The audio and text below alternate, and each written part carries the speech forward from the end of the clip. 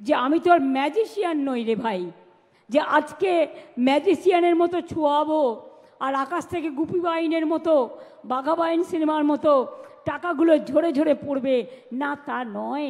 টাকাটা আসতে হয়। আমরা প্রায় 1,75,000 কোটি টাকা কেন্দ্রীয় সরকারের কাছে পাই।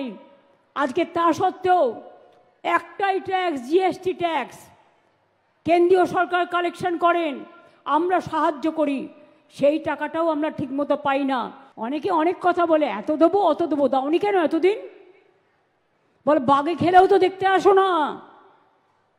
আর বড় বড় ভাষণ, লক্ষ্মীর ভাণ্ডার সারা ভারতবর্ষে নয় সারা পৃথিবীতে আমরা চালু করেছিলাম, মনে রাখবেন। আর সারা জীবন পর্যন্ত চলবে।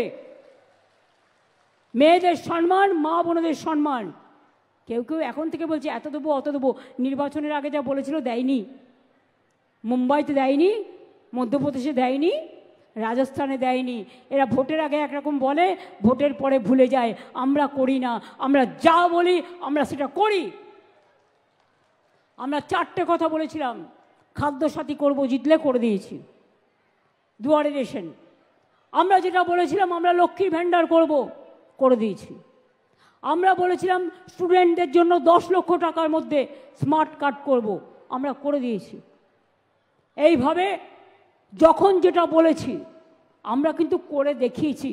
আমরা জানি, একটা জিনিস মনে রাখবেন, আমি যদি কথা দিই, আমি কথা থেকে কখনো সরে যাই না। তার কারণ এটাই আমার ক্রেডিবিলিটি এবং এটাই আমার কাজের সবচেয়ে বড় যোগ্যতা। আমরা ছোট্টবেলায় পড়েছিলাম, সকালে উঠিয়া আমি মনে মনে বলি, আমি এখনো বলছি, যারা দঙ্গা করে তারা দাঙ্গা নিয়ে জন্মায়, তারা মানুষের ভালো চায় না।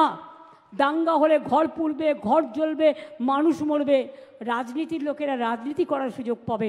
আমি দাঙ্গা চাই না, আমি শান্তি চাই, আমি শান্তি চাই, আমি স্বস্তি চাই, আমি শক্তি চাই, আমি ভক্তি চাই, আমি সংকট থেকে মুক্তি চাই।